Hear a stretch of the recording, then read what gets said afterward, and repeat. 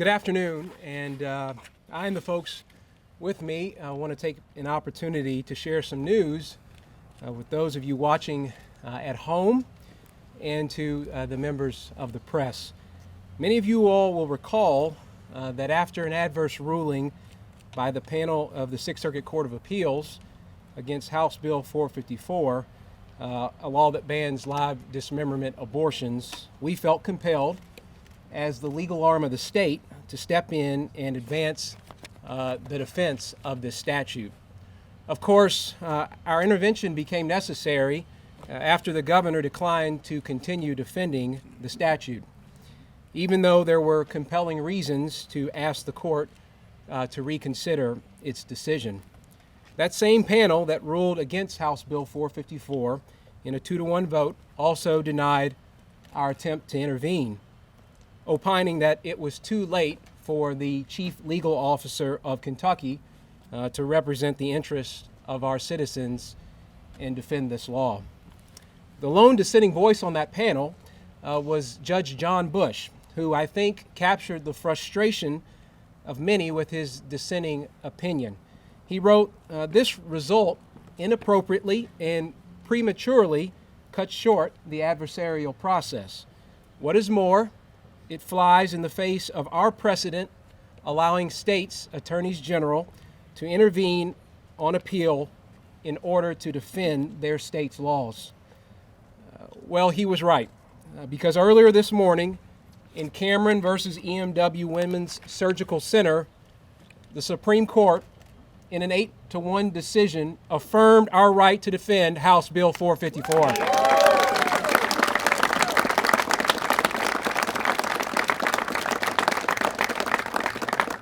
Justice Alito, in the majority opinion, summed up the state of play rather succinctly when he came to how this office and the governor's office view the issue of protecting the unborn. He said that the Sixth Circuit panel failed to account for the strength of the Kentucky Attorney General's interest in taking up defense of House Bill 454 when the Secretary for Health and Family Services elected to acquiesce. Ladies and gentlemen, while the governor and his team might acquiesce, we will always stand strongly in support of the unborn and in support of those in the Right to Life movement.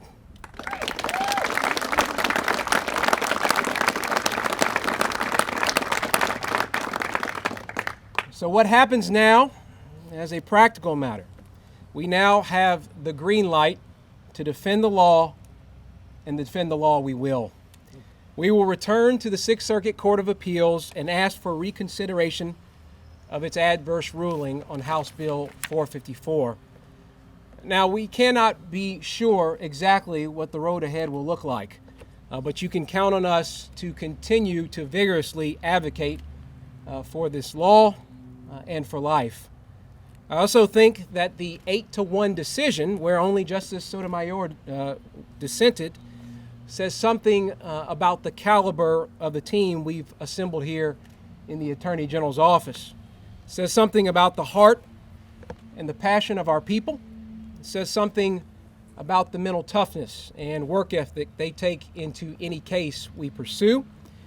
And maybe most importantly, it says we can go to the highest court in the land, we can hold our own in oral argument, and we can win for Kentucky.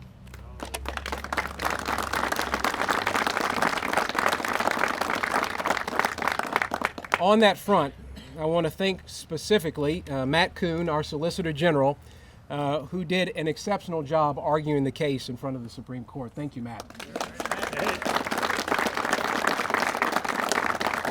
And I also want to thank Brett Nolan for his amazing contributions to this process as well. Now, both of them know that we couldn't have done this without the help and support of the many friends and partners we've had in this effort. This is a banner moment for Kentucky, and it is validation of the pro-life movement. It's a reminder that a cause, especially one as important as this one, is never lost so as long as there are men and women who are dedicated to preserving it. When others were willing to give up, you that are here today and voices all around the Commonwealth continued to stand up for the unborn. So thank you to our legislature for passing laws that protect the unborn. I know we've got several members of the Pro-Life Caucus here. Thank you guys so much for all that you've done.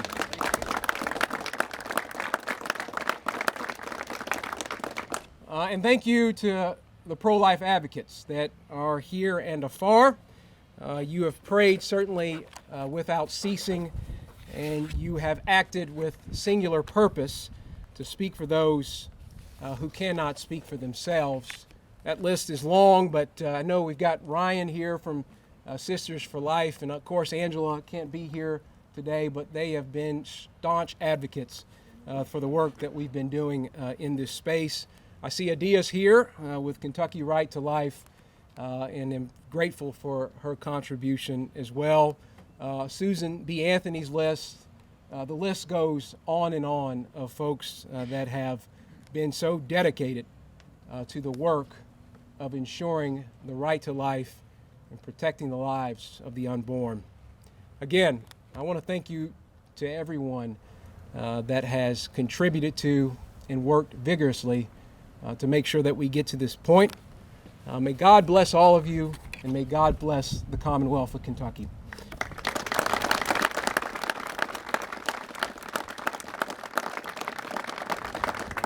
With that, I will turn over the podium to my friend, Robbie Mills. There's Robbie. Thank you, General Cameron. What a great day. When I heard the news that this decision came down, I quickly thought of one of my favorite scripture verses. It says, "Let us not grow weary in doing good, for in due season we will reap if we do not give up." That's Galatians 6:9. That's the story of the pro-life movement, is not giving up, pushing forward, and I think this is great news for the Kentucky Pro-Life Caucus that stands behind me. On behalf of the Kentucky State Senate, I'd just like to say thank you to A.G. Cameron and his office for putting the resources and the efforts into this challenge. I'd also like to thank the Supreme Court for their 8-1 decision.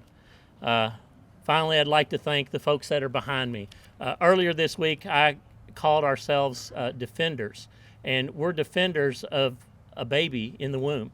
And we have consistently put forth pro-life legislation over the last 5 or 6 years, and we're seeing the benefits today. So, General Cameron, thank you so much for allowing me to say just a few words, and thank you for your efforts.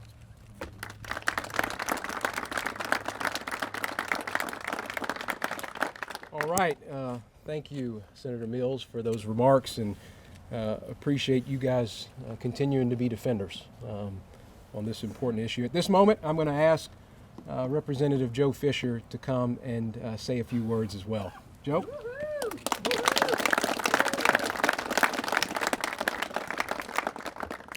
Thank you, Attorney General. On behalf of Speaker Osborne, who is here, and our entire House Republican caucus, I too want to express our deep gratitude to the U.S. Supreme Court for upholding our sovereign right to defend our duly enacted laws whenever the constitutionality of Kentucky laws are challenged in federal court. In Kentucky, we are blessed with an Attorney General and a talented staff who are not only willing to protect the inalienable right to life, but also to defend the federal structure on which our Constitution is based. Our founders created a nation of sovereign states under God to establish liberty and justice for all. While our U.S. Constitution enumerates a minimal level of individual rights and liberties that must be protected, each sovereign state may provide additional rights and a higher level of protection against infringements above and beyond what the federal government must provide. Today's decision may look like an obscure ruling about federal appellate procedure, but in reality, it is a significant case about federalism. Under House Bill 454, the Kentucky General Assembly exercised its sovereign authority to protect innocent, unborn children from a brutal procedure that tears a child from limb to limb. Because the U.S. Constitution says nothing about this procedure, the people of Kentucky have authority to extend special protection to these helpless unborn victims. That's what today's ruling stands for. Again, let me express my thanks to Attorney General Cameron, Solicitor General Matt Kuhn, and their entire team for this important victory. We have vindicated Kentucky's sovereign authority to defend our laws in federal court, and we're now poised to preserve, protect, and defend the rights of the unborn. So thank you very much for being here. And now I'd like to turn the podium over to the primary sponsor of House Bill 454, Adia Wushner. Thank you.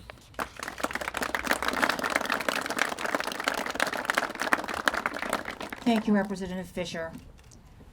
And like everyone, I want to thank the Supreme Court in their wisdom and understanding the purpose that this issue was brought before the courts.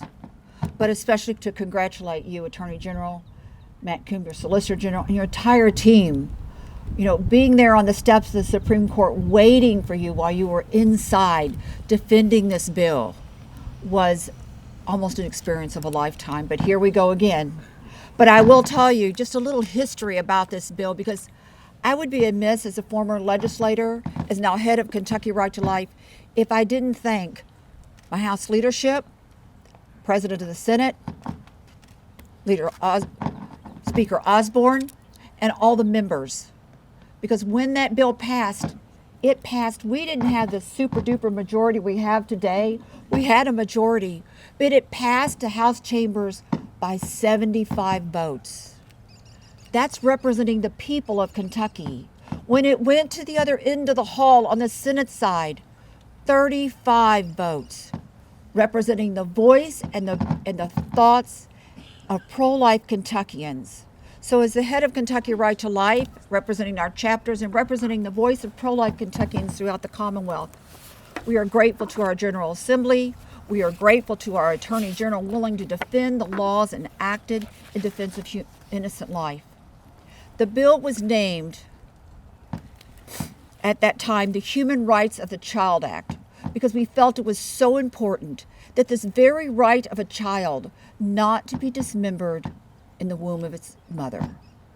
A child not in the early formation, but a procedure called D&E.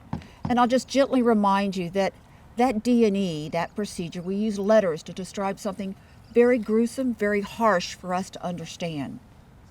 But it's possible that a child limb by limb that already has fingers, toes, arms, legs, eyelashes visible on an ultrasound in the second trimester could undergo such a painful procedure. I am grateful, and I was honored to be the sponsor of that piece of legislation, grateful to the members of the General Assembly who supported it and helped us pass it, at the time signed by the governor, and I am eternally grateful to the Attorney General and his entire staff willing to defend it on behalf of the people of the Commonwealth of Kentucky. Thank you.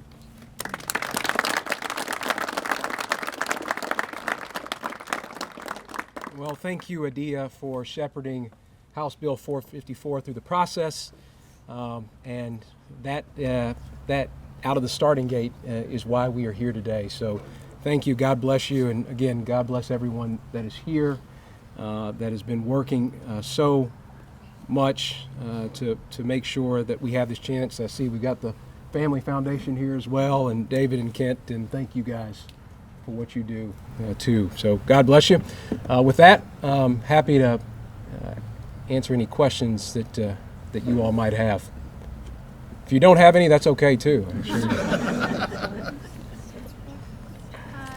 Mr. Cameron, the ACLU of Kentucky says that this decision allows you to, quote, continue to play games with this process. What is your response to that?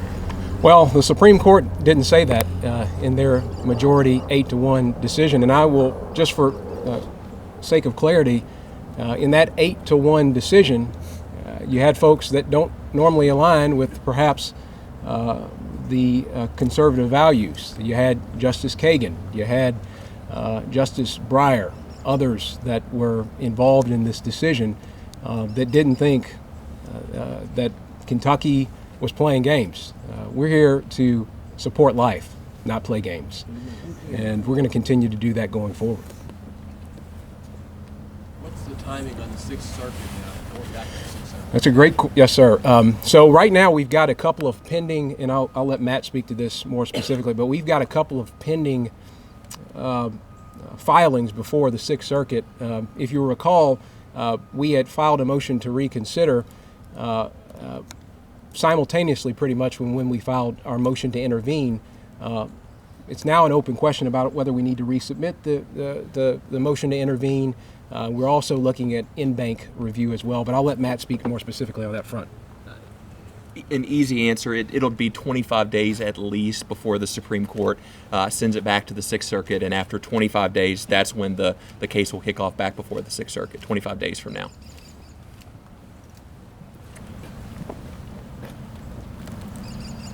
Quick change of a topic, as the Brett Hakeson trial is going to the jury today. What are your thoughts on that? Well, I'll let I firmly believe in the jury process, and ultimately the jury gets to make the determination about what happens here. Proud of the work of our prosecutors, continue to be proud of the work that they've undertaken, and we'll see ultimately how that decision plays out. Thank you. All right, well, thank you all, again, to the press, thank you guys for covering this, and to those that are in attendance and the advocates here, thank you so much. God bless you, and God bless the Commonwealth.